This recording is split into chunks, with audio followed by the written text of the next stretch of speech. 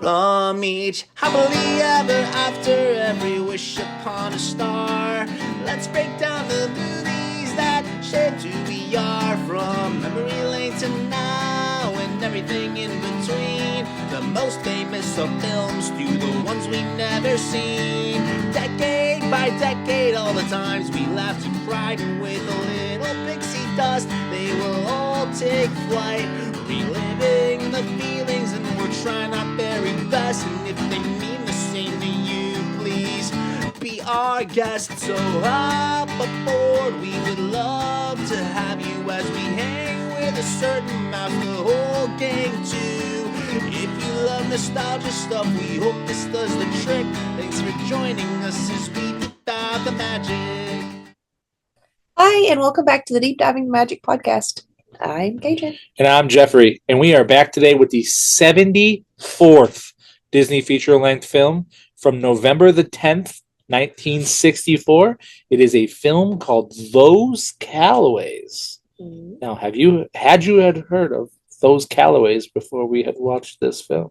I had never heard of it. No. Would you like to start us off with a synopsis about Those Calloways then? Sure. A strong-willed family in a small New England town struggles against tremendous odds to realize their dream of establishing a sanctuary for the great flocks of wild geese that migrate overhead. Thoughts on Those Calloways and those geese? I mean, the entire neighborhood or community seems to think they're crazy, and as someone who's been attacked by a Canadian goose in the past, I might have to agree with them. Yeah, this is definitely a film about geese. But it is adapted from the 1950 children's novel Swiftwater by Paul Annixter. It is the return of Brian Keith from The Parent Trap and a few other films. Vera Miles from A Tiger Walks. We also meet Walter Brennan, who will be in some films coming up. And, of course, our dear friend Ed Wynn, who returned again for this film and loves to laugh. Laughs in all of his films. You ready to dive right in? Sure. All right, so we start off with dozens and dozens of geese that are flying. I have never seen so many geese. Yeah. Like, I would not leave my house. I would not come out of the car if this was what I saw. So many geese are flying over. We then see a lady who's kicking a black bear out of her garbage, but then she stops because she's mesmerized by these flying geese. We see Brian Keith's character, who we learn his name is Cam. And the bear's name's Keg. Okay, yep. But we don't know that the bear's a pet yet. We just know that. Well, his name's Keg. Yeah. So Brian Keith's character Cam is out in nature. He's showing that he's like out of rations. He's like his bottle's empty. Yeah. And it cuts to back to the town. The people of the town are so excited about these geese and their arrival, but then two boys, well, whatever, young gentlemen, they end up shooting at them to try to hunt one of them, which causes another boy, who we learn his name is Bucky, to try to stop them, and it causes like a big fight. Yeah. The good kid, again, Bucky Calloway, he gets beat up and embarrassed in front of the many onlookers. Has no idea how to fight. Nope, but he's got a lot of grit to him. Yeah, but he gets embarrassed. The people of the town talk about how these geese come through twice a year. Edwin's character, whose name is also Ed, is laughing. He loves to laugh. That's something I'm going to point out a bunch in this film. But then we see that there's a traveling salesman. What's the traveling salesman's name? I don't remember. Okay. So there's a traveling salesman who is there, and he's like mesmerized by these geese.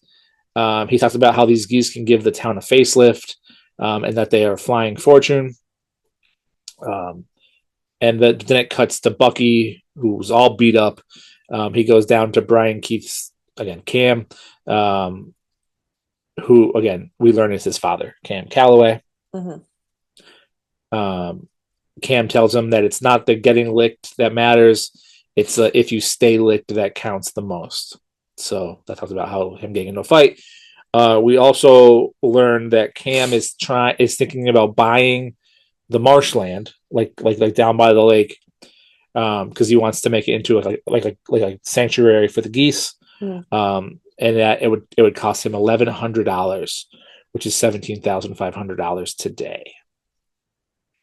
So that sets up the whole premise of the movie, that he wants to set up a geese sanctuary because people are hunting and poaching these geese. Yep. Correct. They return back to the cabin, which is they get greeted by the dog and the black bear. So the black bear, named Keg, I guess, is the family pet. Bless you. Imagine having a black bear as a pet. I don't think you'd have to worry about anything bothering you. It's true. So Bucky and the bear, they playfully wrestle. Cam apologizes to his wife for being away for so long. She tells him about all the things that are wrong with the house while he was away. But then he tells her that he wants to buy the land for the geese. And she's like, we have bills to pay here. We have a mortgage to pay here. We're almost at the end of our mortgage. The water's, or the roof is leaking. This is wrong. But he really wants to build this geese sanctuary. We also see that a young lady is coming to the house to sell traps. The young lady whose name I never wrote down in this film. She works for the country store. Yeah. And she's friends with the family. Yeah, the owner of the country store is her dad. And I don't know. I felt Liddy. Liddy, okay. No, Liddy's the mom. Yeah, Liddy's the mom. Birdie. Okay, Birdie. So she's coming to and she has chemistry with Bucky right away. Bucky and Birdie. There's a name. Here it says Britty. Whatever. Maybe it's Britty. I'm going to refer to her as the lady. His childhood sweetheart. Yeah. Well, kind of, but not really yet. But I don't know, maybe. Later. But we see that Bucky is practicing his fighting skills like he's Rocky, like he's beating up like a bag in the shed. Yeah. He is not getting it punked again. His father comes in to teach him how to fight. They end up playfully fighting. And then the two of them are talking about how they're going to go on a trapper trip to get some furs to pay for some stuff. They get visited by someone whose name I did not write down, but it's somebody that the dad knows from the reservation. They talk about how they're going to a new place and they're going to be traveling in this dangerous trail that the guy from the reservation thinks is haunted, so he tells them to be careful. What's the name of the trail? I'm sure you wrote that down.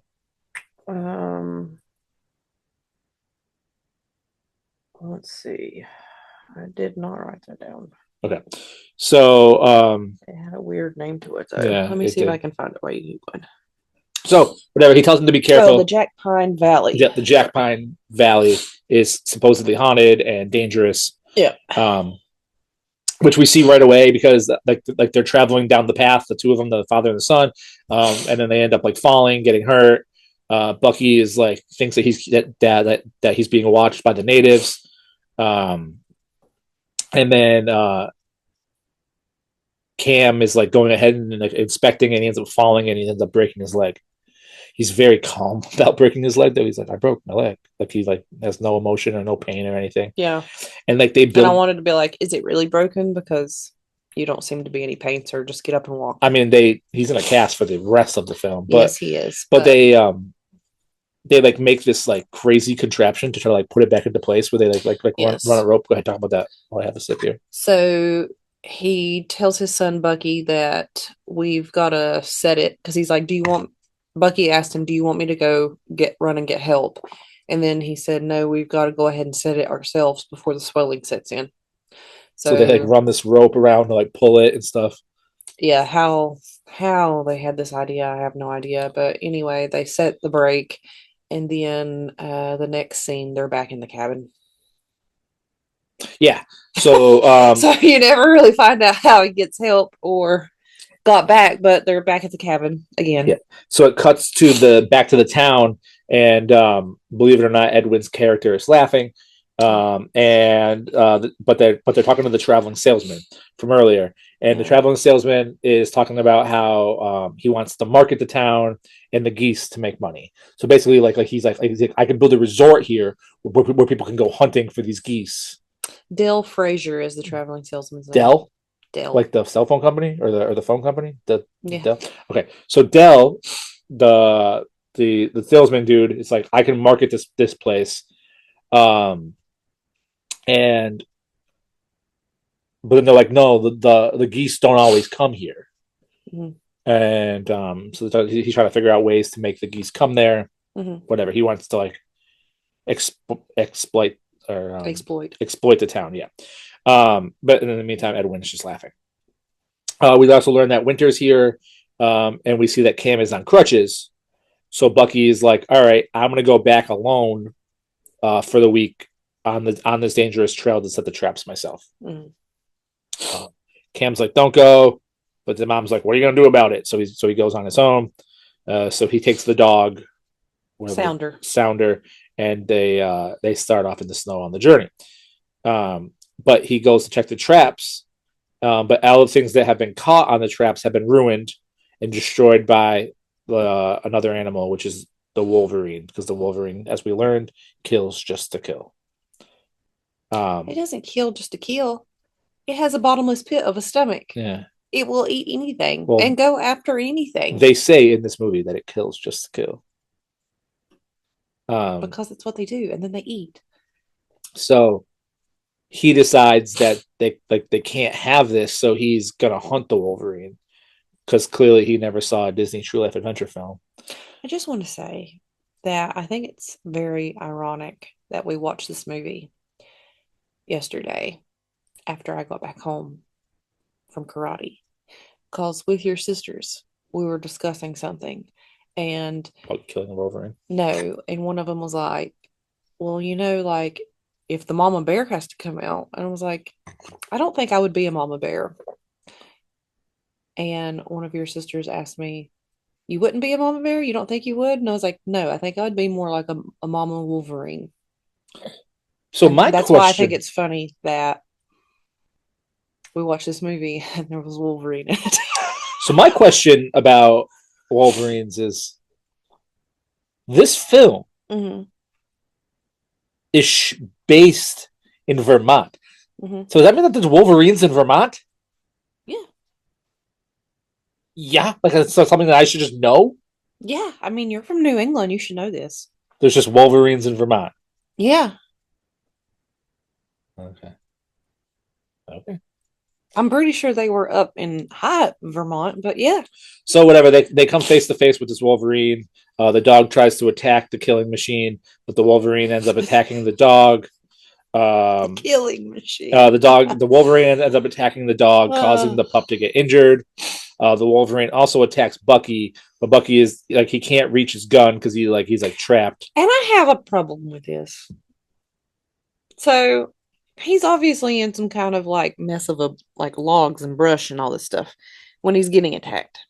And the gun somehow ironically gets caught on when he fell down, and it's caught up in some branches where he can see it, but he can't reach it, obviously, because Disney magic here. But ironically, there happens to be an axe. So he grabs the axe or hatchet or whatever you want to call it to kill this Wolverine. But then a few minutes later, when he's crawling his way over to the dog, he has a freaking knife attached to his belt. And I'm like, yeah, but I would assume a hatchet's probably easier to kill something with than a knife. But he had to reach over and get it. It wasn't like it was just right there. He had to still reach out of the way to get it. But I'm sitting there thinking, buddy, when you got attacked the first time, did you not think to grab the knife? Anyway, he uses his axe skills like he's in The Shining, and he does kill the Wolverine.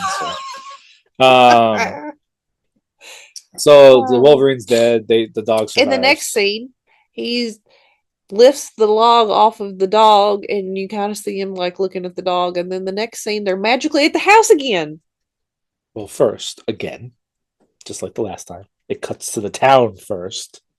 where Cam is in the town hobbling, Whatever. and this is where he hears the plan to market the people of the town are trying to market the town to kill the geese. Yes, but the next scene, I'm pretty sure they did end up in the house. Bucky Bucky wasn't returns. there. Bucky returns Yes, home with but the furs. Bucky wasn't there. Bucky, Was not in the town. No. no. So it went back to the house, and then you see the Wolverine hide hanging on the side of the house, and then Yeah. the dad and them are talking about it. Then it goes back to the town. So then Bucky returns home with the furs. Yep. He's excited that he thinks the furs are worth $25, every last one of them. We also learn at this time that Christmas time is approaching. Oh, Christmas. The girl from Was this a Christmas movie, Jeff? I mean, it's a movie. Is it a Christmas movie, though? The girl from earlier, Birdie or Britty, whatever her name is flirting with Bucky. Bucky and her are flirting. They discuss like her measurements, like her waist size measurements, because she's not a girl anymore. She says. Well, she was She's looking a at a woman. dress, and she's like, "What do you think about this?" And he's like, "Well, that's for women. You're not a woman." She was 2 years older than him too. She wasn't a woman. So whatever. It's Christmas time. They excitedly give the mother a special fur that they got for her. The guy says that she looks as pretty as a queen from a playing card. Mm-hmm. The gentlemen gather for a drink, which you can see the tension because clearly Cam has a drinking problem. Mm-hmm. And then the girl, Britty or whatever, she like wants to go to change or whatever, because then she shows up in like a very pretty dress. Mm-hmm. They call her the prettiest flower in the whole darn forest. Bucky and the girl, they hold hands while they're singing Christmas carols. Mm-hmm. This is where I have a problem. I have a problem with this next thing here. Okay. Right. These people, mm-hmm. the parents, yep. are like grizzled, old, like live off of the forest people. Okay. Right? Yeah. On Christmas. Yeah. So then Bucky leaves mm-hmm. to go to the girl's house. He's going to call on her. So then the mom, mm-hmm. Liddy or whatever her name is, and Cam decide that they're going to reminisce about when they started courting each other. Mm-hmm.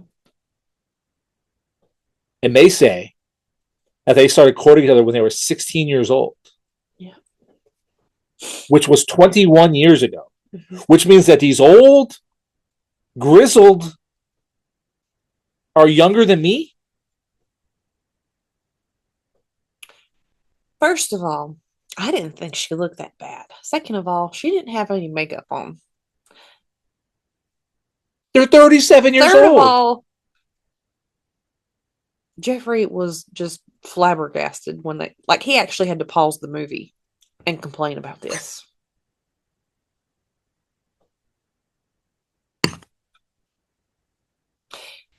So yeah, baby, they're a little bit younger than you.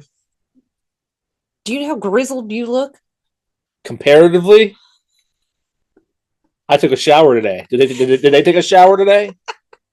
I didn't have to trap furs to give you for Christmas. I didn't have to kill a Wolverine with an axe. You know what, though? Back in the day, they probably did look a little bit rougher around the edges when they got a little bit older because it was a harder life. Yeah, their edges looked rough around the edges, but whatever. God. They end up getting into an argument about why they even got married, because he's like, I can't provide for you, blah, blah, blah, blah. Why'd you have anything to do with me? She's like, I don't know. But they end up turning it into like a whole romantic moment. They end up kissing, whatever. Which I'm sure they haven't brushed their teeth in forever because they're older than 37 years old. So when you get older than 37, you don't brush your teeth? No, I mean they're living off of furs and gross and they never brush their teeth apparently. according to Jeffrey. That's something that Because kills they're me. old. Something that kills me a lot about these Disney films, where like this lady has been dead for all these years and gets kissed by Prince Charming, and I'm like, that girl has not brushed her teeth since she like took her death breath, and Homeboy is just like Her death breath. and Homeboy is just kissing her back to life. Whatever. So Bucky trudges through the snow to go to this girl's house. Right? Her death breath. So Bucky trudges through the snow to go to this girl's house to court her, with the snowshoes on, or to call on her, whatever. Mm-hmm. But he sees that she's in there dancing with another boy. The boy that whooped him at the beginning of the movie. I didn't even put that two together. Oh my God, you didn't? No. Well, it shows you how much you're paying attention. He was nicely dressed. The boy was like, I know it was like, and he had the same stupid haircut. Oh, so I didn't notice that part. Whatever. You want me to show it to you? I'm just kidding. I won't do it. So Jeffrey gets so mad. So whatever. The girl is dancing with another boy. Mm-hmm. Causes him to just like leave without going inside, and he walks back to his house, and he's seen in the shed fighting with the punching bag some more and yelling at the dog. Then he busts the bag open. Mm-hmm. There goes all the seed and grain, whatever was in it. Anyway. So then the next morning, it cuts to the town store again, and Edwin is again laughing. But Cam and Bucky arrive to sell their furs that they got, and they're all excited about selling these furs because they're going to get a bunch of money. But the store owner is like, let's go in the back to talk, and he tells him that like the fur market isn't good anymore. Yeah, that they aren't worth as much. The market for furs has fallen out, and they're only going to get a quarter of the profits that they planned for. So they expected to get $1,800, but they only got $450, which is conveniently a fourth. So they have to go back to break the news to the mother, which then Cam starts drinking when he has to break the news to his wife that they aren't going to have any money. But the mom's like, "Oh, okay, at least we can pay our mortgage." But then this is where Cam breaks the news that he spent $400 of their money to put down the down payment on the geese land, causing the mother to yell at him. They can't pay their mortgage, everything. So it's sad. So then the next day, it's sad. I mean, the dude doesn't know how to spend his money, and he's drinking, and because she married an idiot. Yeah. So speaking of idiots, I don't think it would be sad. I would have been furious. So speaking of idiots and things that are probably furious, the next day we know that winter's over because the black bear has woken up from its hibernation, and now it's like grown. Mm-hmm. But they seem all happy. So the mother like chases the bear off with like a broom. She's taking out her anger on her husband on the bear. Yeah, because it's too big. And then at the same time, perfectly timed, a fancy car arrives with like a nicely dressed gentleman in it who's coming to talk to them. He's coming to talk to them, and then at the same time, the black bear returns to like scare, and like this dude is like scared, like he ends up like passing out in fear. But then they cut to inside the house, and it's like the mortgage dude who like holds the deed of the home, who's like, you're 3 days late on your mortgage. I can only give you a couple more days. Yeah. So then Cam's like, look, I don't have the money for you, but I will give you the land I just bought. Mm-hmm. That I was going to use for this. Yeah. And the nice dressed guy's like, the marshland that I wouldn't give you $100 for all of it. Yeah, he's like, we've been trying to sell that for years. Mm-hmm. You're an idiot for buying it. Like you can't pay me to get rid of it. I won't give you $100 for all of it, like you said. So then Cam's like, fine, we'll be out of the house by the morning. Like, we'll move out. Mm-hmm. And then Cam then pours himself some more alcohol. And he's like, you know what? I'm gonna build us a house on the lake, and I'm gonna start over. Oh no, I'm sorry. Cam then dumps out the alcohol, and he's like, I'm done drinking this. Mm-hmm. And I'm gonna build us a house, and I'm gonna start. His wife is the one that told him, well, you have 30-something acres of land. Mhm. You're going to build us a cabin better than this one. Da, da, da. You've got hands. You're plenty capable. So she basically tells him, like, So he dumps out the booze and he Yeah. decides that he's going to do this. The scene then cuts to them building the new place. And they get a visit from the sleazy salesman, Dell, from earlier, who's pretending to be a photographer. He offers to give Cam some money for the sanctuary. for corn. To put corn to attract the geese, Yeah. which goes back to earlier about that's what's going to make the geese come, because they don't always come. That the corn, so he like sleazeballs his way into saying that money's for this, Yeah. but really it's because they want to hunt the geese. Yeah. Well, they want to sell these like weird geese cabin things. But we'll like a get duck there. blind. A what? They called it a duck blind. Oh, I never heard that before. It's a duck blind because Ed Wynn's character asked, "Why is it painted like that?" And they said, "So the duck can't see it." Mm. And he was like, "Well, I can see it, so the ducks can see it. So why is it painted like that?" And he laughs. But then the next scene, we find out that they did receive the money because there's a bunch of corn for the geese. So they start planting it, meaning that the ducks will definitely fly there. And the salesman gets his plan because he's a sleazeball. But then while they're building the house, like this whole like caravan of singing people, kind of like back in The whole community. kind of like back in Song of the South, where they all come singing together. Mhm. So that's the whole community comes singing a song. Ed Wynn's, of course, laughing. Much to the family's shock that everybody has shown up to help them build their house. Yep. They like Lincoln log this house together. Literally. There's like various hijinks where like someone's tie gets stuck in Ed Wynn's character. Edwin's tie gets stuck in the window. He's definitely the comedy of the movie. And they literally Lincoln logged this house together, which is showing our age because we're older than the parents of this film is, so we know what Lincoln logs are. I never had Lincoln logs. Well, I'm young. Yeah. Well, they end up having fun. They're dancing in the celebration in the new house. Ed Wynn laughs some more. I'm surprised that he doesn't start to float like he did in Mary Poppins. But at the party, Brittany asks Bucky why he like to join her for a walk, and she's like, "Tell me right this minute what I did." And Bucky's like, "The whole town's probably laughing at us," and the girl's like, "Yes, the whole village is laughing at you and your family, but what did that have to do with us?" And he's like, "I saw you dancing with the other guy." And then, do you want to talk about this part? Because I didn't really take notes on it. I know that they end up like, she's like, I was teaching him to dance or something. He came to her house because he was trying to get something or trade something with her dad.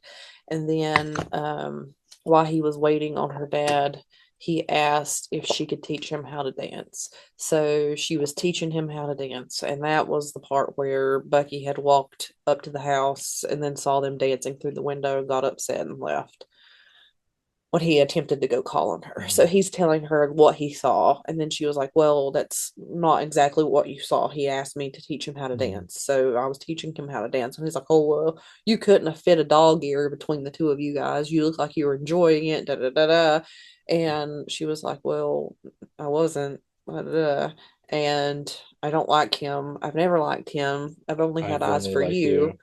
And he's like, "Well, teach me how to dance then." But then he like aggressively he kisses her. He does. It's and like, then she like basically tells him like, "I really only have ever had eyes for you. I've never liked anybody else." And then she just walks off. Yeah, because he like aggressively just kisses her and like puts himself Teach me how to dance. And I was like, I did not see that coming. That guy's a jerk. Yeah. Ironically, do you know that his character died at the age of 30? Younger than his parents were in this film. Yeah, he got in a car accident. He'd got married in March of the year he died, and he died on July 6th of the year he got married. That's sad. But back to positive days for this dude. The next day, the corn is ready. Positive days. He just forced himself upon this girl. That's true. And he hasn't brushed his teeth in forever. It's a whole big thing. Yeah. Ugh. So the next day, the corn He is had very white teeth. He probably brushed them. yeah, that's true. Not as white as Mary Poppins were in the last film. The next day, the corn is ready. Bucky goes into the town and he sees Dell, the salesman, talking to the other businessmen um, uh, about there's like a meeting later to go over like the logistics for like the duck hunting season and like what they're gonna do for the town to make it into like For a the resort geese. and stuff. Yeah, sorry, geese. Um, and then at the same time, the two jerks from earlier, like the goose shooting dudes, that I guess one of them danced with a girl, or whatever, come back, um, and they tell Bucky about the meeting later and about how they're gonna shoot geese and all this, the whole development, and everything like how the town's gonna be. The two boys end up continuing to badmouth the family, causing Bucky to use all of his practicing and get into a fight with the kid, and he beats him up good this time. Like he wins this fight for sure. Yeah. So he wins that fight. Then Lover Girl offers to drive him home.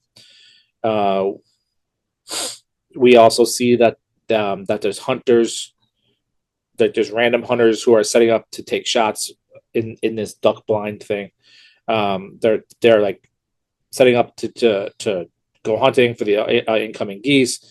So Cam sees this and he goes and confronts them. He goes to confront the sleazy salesman and his men. And he's so mad about this that he steals their booze. Like he's like, "This is come with me, whatever. Add it to my tab or whatever." So that night he's drunk and he decides that he's going to light the corn on fire. He sets all of the corn ablaze because he wants to stop the geese from flying in, and the family is like trying to stop him. They're trying to like talk sense into him. Bucky, the mom, they're trying to, but it's no use. We see that the town meeting is discussing the development committees, and then the next day, no matter how hard Cam tried, the geese are flying in.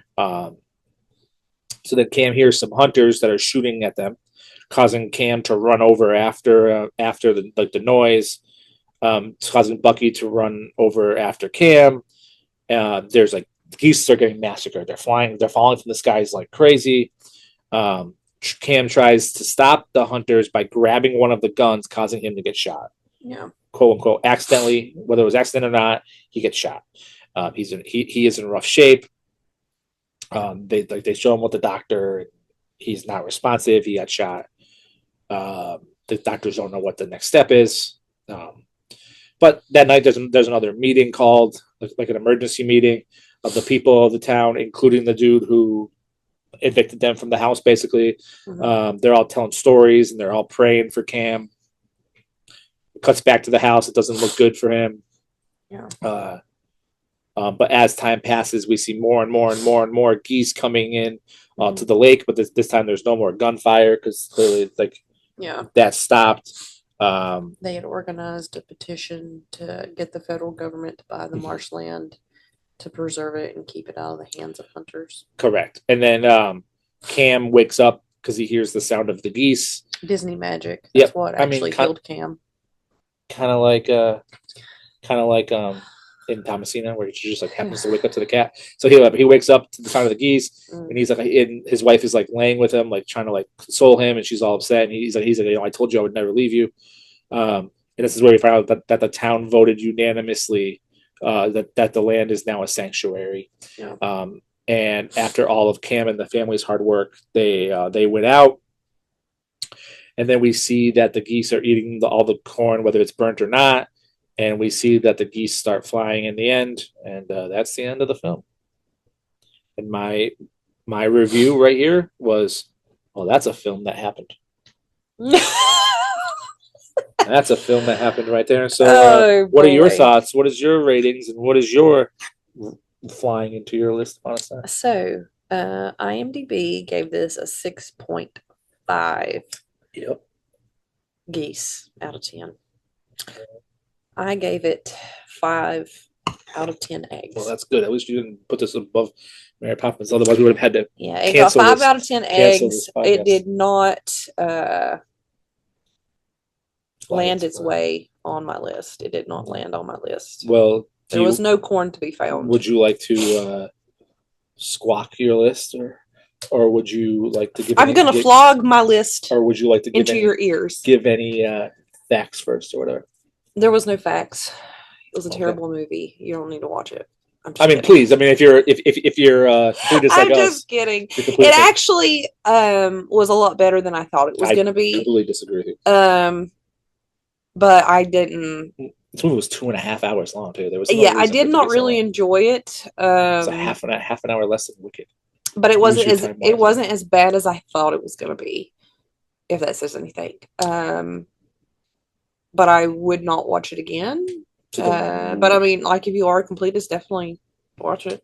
See what you think. Let us know how much you liked it. So what is your list through the first 74 films? My list is 101 Dalmatians, The Parent Trap, Sleeping Beauty, Dumbo, Lady and the Tramp, The Three Caballeros, Moon Pilot, The Shaggy Dog, Peter Pan, and Alice in Wonderland. Yeah, this film was rough.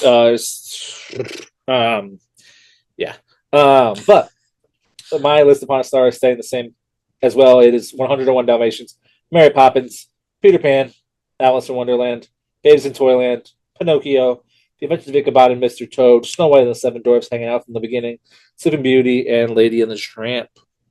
But let us know. Let us know if this is your favorite film. Let us know if you love geese. Let us know. Let us know if you've ever been flogged by one. Let's talk about that. Let us know about people brushing their teeth in movies. Whatever. We are on Instagram. We are on Spotify. You're hanging out with us on YouTube maybe right now. Thank you. Leave a comment. Give us a thumbs up. Thank you. Let us know how wonderful Mary Poppins was last week. Let us know about this film right here. We are on deepdiveinthemagicpod@gmail.com. And our next film, we have made it to 75. 75. From December of 1964. It is a film called Emil and the Detectives. We'll see you then. Thanks for deep diving the magic. Bye. Bye.